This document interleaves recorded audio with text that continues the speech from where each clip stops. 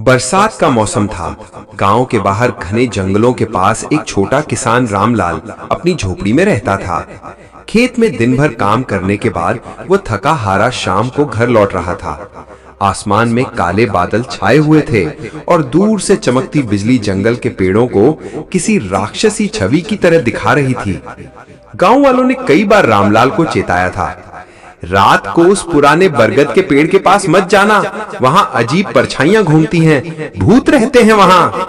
लेकिन रामलाल को इन बातों पर विश्वास नहीं था। दोस्तों, कहानी में आगे बढ़ने से पहले यदि आप हमारे चैनल पर पहली बार आए हैं तो आप हमारे चैनल को लाइक, सब्सक्राइब जरूर करें ऐसे ही कहानियां सुनने के लिए। उस रात रामलाल देर से खेत से लौट रहा था। रास्ते में अचानक उसकी लालटेन बुझ गई। अंधेरे में उसने महसूस किया कि कोई उसके पीछे चल रहा है।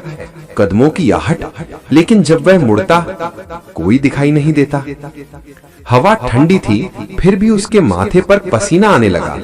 तभी उसने देखा, पेड़ की डालियों पर कुछ सफेद साए हिल रहे थे। शायद चमगादड़ होंगे। वह खुद को समझाने की कोशिश करता है। जैसे ही वह बरगद के पेड़ के पास पहुंचा, अचानक चारों ओर अजीब सी फुसफुसाहट सुनाई देने लगी। रामलाल, रामलाल, उसका नाम कोई पुकार रहा था। उसके पैरों के नीचे जमीन ठंडी पड़ गई। आंखें ऊपर उठाई तो देखा, पेड़ से उल्टे लटके 3-4 सफेद धुंधले चेहरे उसे घूर रहे थे।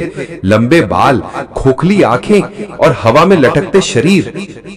रामलाल डरकर पीछे हटने लगा, लेकिन उसके चारों ओर वही भूत मंडराने लगे।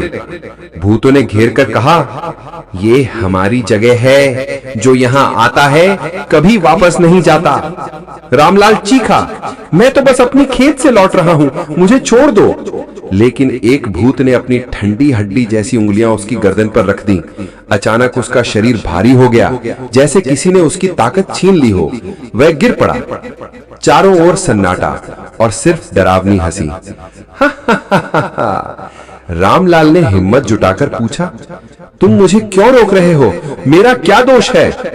भूतों ने बताया, सालों पहले यहाँ एक बड़ा जमींदार था। उसने गरीब किसानों को धोखा दिया, उनकी जमीनें हड़प ली। गरीबी और धोखे से मरने वाले हम किसान यहीं बंद गए। अब जो भी इंसान इस रास्ते से गुजरता है, हमें उसकी आत्मा चाहिए। रामलाल सिहर उठा, लेकिन उसने कहा, अगर तुम भी किसान थे तो मैं तुम्हारा अपना हूँ। मेरी जमीन भी छोटी है और मेहनत से ही जीता हूँ, मुझे छोड़ दो। भूतों ने उसकी सच्चाई परखने के लिए कहा, साबित करो कि तुम किसान हो, धोखेबाज नहीं। रामलाल ने अपनी झोली खोली, जिसमें मिट्टी से सने औजार, टूटे चप्पल और खेत की उपज के दाने थे। यह है मेरा खून पसीने का सबूत। मैं भी वही दर्द जानता हूं जो तुमने सहा है। भूतों के चेहरे बदलने लगे।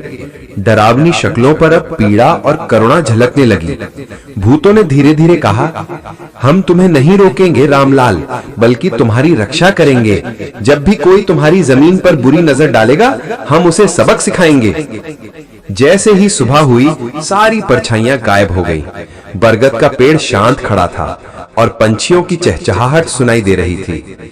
रामलाल ने उस दिन के बाद कभी भूतों से डरना छोड़ दिया। वो जान गया था कि मेहनतकश किसान की सच्चाई ही सबसे बड़ी ताकत है।